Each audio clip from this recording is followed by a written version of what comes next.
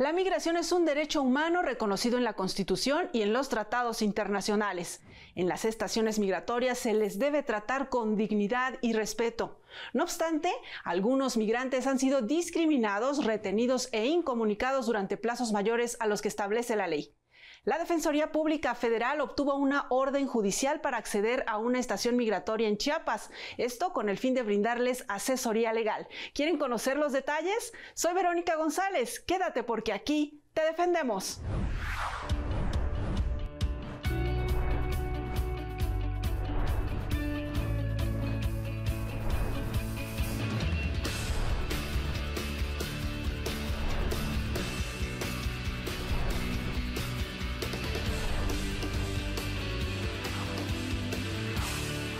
Hoy nos acompaña Daniel Sánchez Cetina, asesor jurídico especializado en movilidad en la Delegación Chiapas del Instituto Federal de Defensoría Pública. Abogado, bienvenido. Muchas gracias por la invitación. ¿Qué situaciones vive un migrante cuando lo ingresan a una estación migratoria?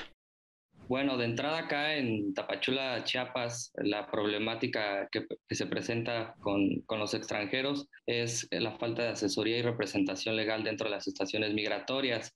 Y también una de las situaciones que viven pues es la incomunicación con sus familiares, con sus personas de confianza o con algún representante legal. Son sujetos a alojamientos prolongados justo por esta falta de asesoría y representación jurídica. Son sujetos a retornos y a expulsiones a sus países de origen sin que se respete el debido proceso.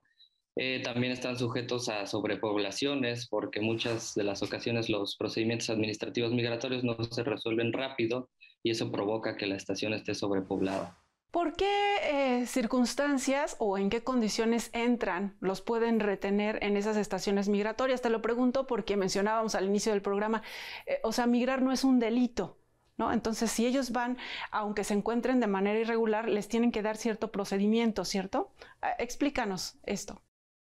Sí, de entrada porque, bueno, Tapachula es zona fronteriza, es el ingreso al país y en su mayoría los extranjeros ingresan sin la documentación que acredite su legal estancia.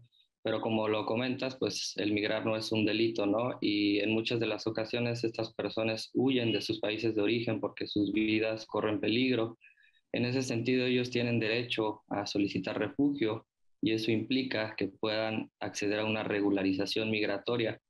Pero en muchas de las ocasiones no se respeta esta garantía constitucional de solicitar refugio y en su mayoría los extranjeros son devueltos a sus países de origen sin que se les haya preguntado si era su derecho o no a acceder a esta figura del refugio, o incluso en algunas ocasiones son familiares de personas que han nacido en México y tampoco se les respeta esa situación y del mismo modo pues son expulsados del país. ¿Qué tiempo establece la ley para que ellos puedan estar en estas estaciones migratorias?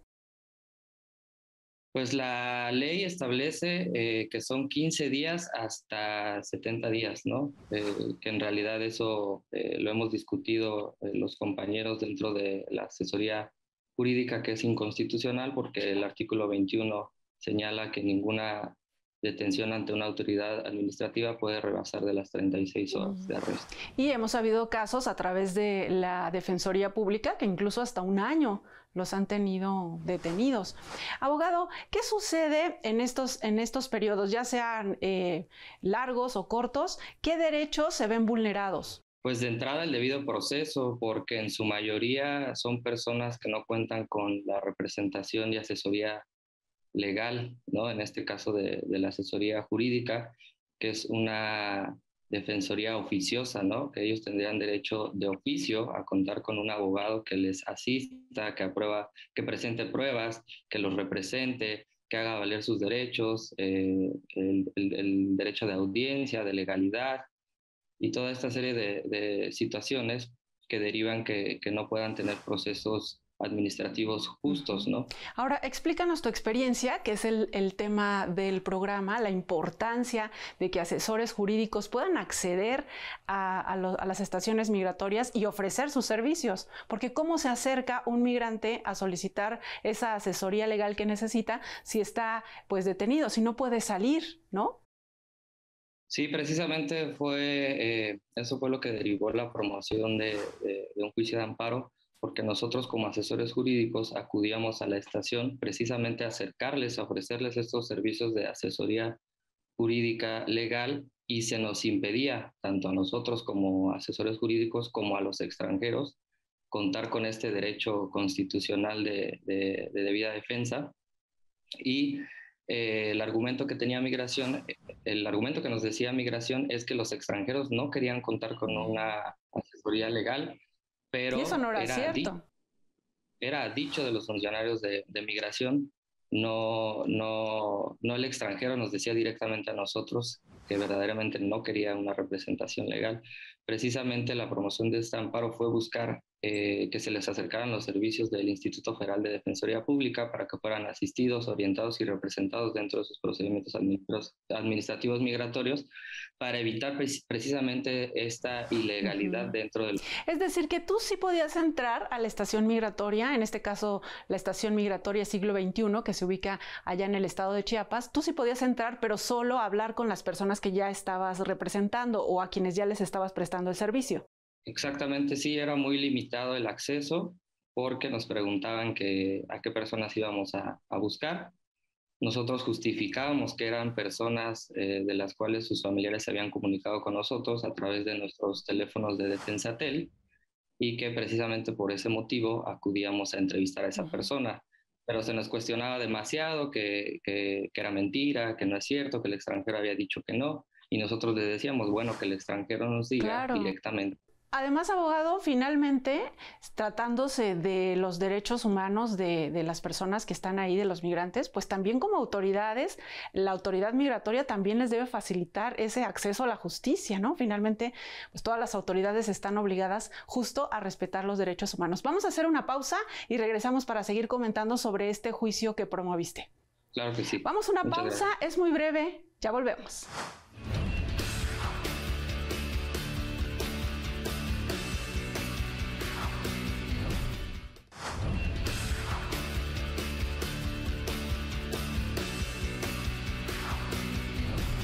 Ya estamos de regreso conversando sobre la importancia de que asesores jurídicos federales tengan libre acceso a las estaciones migratorias. Abogado, ya nos comentabas que interpusiste un juicio de amparo precisamente porque en esta estación migratoria siglo XXI allá en Chiapas no te dejaban, digamos, acceder libremente para poder brindar los servicios, pues en general a todos los migrantes que están ahí. ¿Cuáles fueron los argumentos o cómo fue el procedimiento?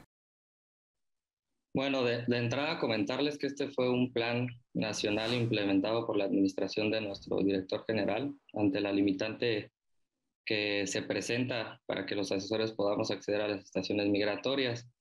Entonces, en octubre del año 2021, ante esta problemática, se promueve este juicio de amparo que recae en el juzgado cuarto.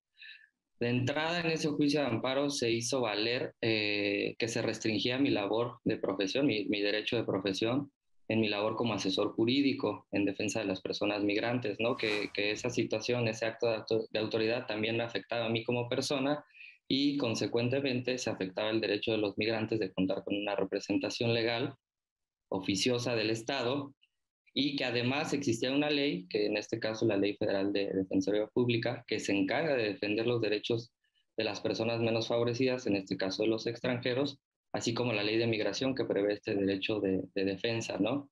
Y que al restringir la labor de la asesoría jurídica se violentaba el debido proceso y acceso a la justicia de las personas migrantes dentro de las estaciones migratorias. Es muy interesante esto que señalas, estos argumentos que tú planteas en el juicio, porque finalmente la Defensoría Pública está, pues, por un lado, para cumplir con este propósito, con estas funciones que tiene de defender a las personas que más lo necesitan, está implementando, como bien decías, toda una política para ir más allá, ¿no? No esperar a que venga el usuario a solicitar sus servicios, sino ustedes promoviendo juicios que les permitan llegar más rápido a estas personas. Sí, precisamente uno de los argumentos centrales fue eso, ¿no? De hacerle ver al juez que existe una ley que nos faculta, ¿no? Para defender a estas personas que se encuentran en extrema vulnerabilidad, ¿no? Eso fue uno de los argumentos que se hicieron valer dentro del juicio de amparo, además este derecho de los migrantes de contar con una representación legal dentro de esos procedimientos administrativos migratorios. Y esto no se había hecho antes. ¿Qué respuesta te da el Juzgado Cuarto de Distrito que tiene sede allá en Chiapas? Bueno, dentro del juicio de amparo, lo relevante es que se nos reconoce el interés legítimo como asesor jurídico. Se reconoce que puedo interponer este juicio de amparo como mi persona, como la afectación que resiento y en favor de estas personas migrantes. Dentro de la sentencia se destaca cómo el juez de distrito, a través del principio pro persona, desestima la aplicación de unos artículos de los lineamientos por los cuales se rige el funcionamiento de las estaciones migratorias. Le pide a la autoridad que los desestime y que prefiera los derechos humanos contenidos en la Constitución, asegurando el debido proceso y acceso a la justicia para poder acceder a la estación migratoria sin ninguna restricción para poder ejercer mi labor como asesor jurídico en defensa de los migrantes. Qué importante también en este caso que te encuentras con un juez sensible a dar atención a que se cumpla, como bien decías, este principio pro persona. Sí, justamente, además de que los efectos no fueron únicamente para mí, sino se extendieron para otras personas. En este caso, explícanos cómo se da eso para quienes no están familiarizados con las leyes y con las sentencias. ¿Cómo es que a través de este juicio los efectos aplican o benefician a más personas? Sí, precisamente porque además de alegar mi derecho de profesión, se hizo valer esta situación de que ese acto de autoridad afectaba también los derechos humanos de las personas migrantes, como lo he reiterado, que es el debido proceso y acceso a la justicia, ¿no? Dentro de esos procedimientos administrativos migratorios, y precisamente por eso esos efectos se extendieron tanto a mi persona como a los migrantes que se encuentren alojados dentro de las estaciones migratorias. Bien, y ahora pues ya tienes este acceso, digamos, con esta orden judicial, y los asesores jurídicos en otras estaciones migratorias también lo podrán hacer. ¿Qué derechos, antes de ir a la pausa, qué otros derechos se veían vulnerados o se ven vulnerados? Porque nos hablas aquí del debido proceso, del acceso a la justicia, pero también su derecho a la salud y otras cosas en las que ustedes pueden ayudarles a los migrantes. Sí, justo la primera petición que se hizo al Instituto Nacional de Migración antes de la promoción del juicio de amparo era el poder ingresar a la estación cualquier día y cualquier hora, ¿no? Ellos nos decían que existían ciertos horarios, pero yo lo que les hice ver es, bueno, si un extranjero tiene una situación en la cual se está afectando su derecho a la salud y necesita de urgencia una atención y necesita comunicación con su abogado, pues si es un día sábado, un día domingo, pues yo voy a necesitar acudir a verlo. Claro. Y aceptar que se le brinden los servicios de salud. Exacto. Además, también el derecho de solicitar refugio, porque en muchas de las estaciones migratorias no se les menciona que tienen derecho a solicitar refugio antes de ser expulsados del país. Este es un derecho que tienen los migrantes. Vamos a hacer una pausa y regresamos con más comentarios sobre este tema. Claro. Vamos a la pausa, queremos conocer la opinión de ustedes acerca de los temas que tratamos aquí en el programa. Te escuchamos.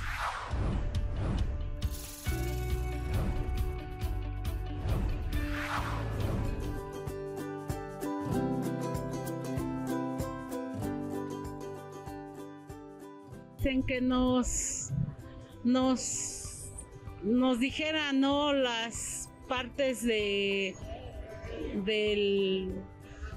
por decir, los derechos que podemos tener nosotros también como migrantes, porque pues también somos personas y también merecemos un respeto, ¿no? Y una asesoría, se puede decir, para poder ser igual, para que no nos discriminen en otro país, tanto como aquí como en otro país. Porque pues sí, ahora sí, la verdad sí fui migrante a unos años atrás, y pues sí, la verdad sí hubo mucha discriminación por parte de otro país. Pues más que nada creo que es importante que ellos sepan que al venirse acá, cómo van a tener trabajo, que aquí en México pues está escaso, es una de las cosas, y también saber que el regresar acá, bueno, aquí a México pues tienen que tener una asesoría legal para saber todo lo que implica venir para acá, ¿no? Porque prácticamente están sin no tienen nada quien los apoye, ¿no? Yo creo que desde su país que hubiera ahí también un poquito de orden en su país, y que ahí estuvieran dándoles asesorías para que al llegar, si llegan a México, pues estuvieran en contacto tanto la asesoría de su país como con la de México, y de esa forma encauzarlos por algo legal y que no haya tanto sufrimiento y muertes. Yo pienso que antes de iniciar esa aventura que hacen los chicos para irse al otro lado o las familias, primero tendrían que buscar la solución para saber a dónde van a llegar, porque mucha gente se avienta a un futuro incierto y por eso luego llegan a morir porque no tienen esa asesoría.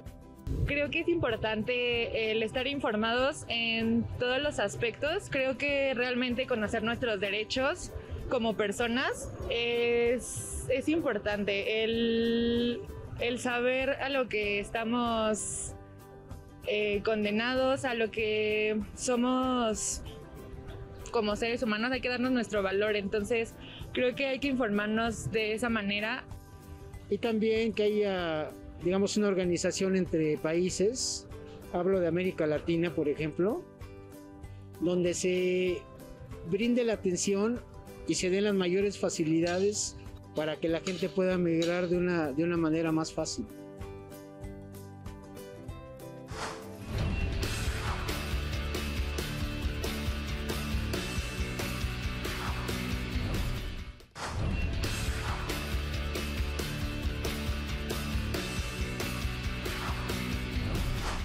Estamos en la parte final del programa hablando sobre la importancia de que asesores jurídicos federales tengan libre acceso a las estaciones migratorias.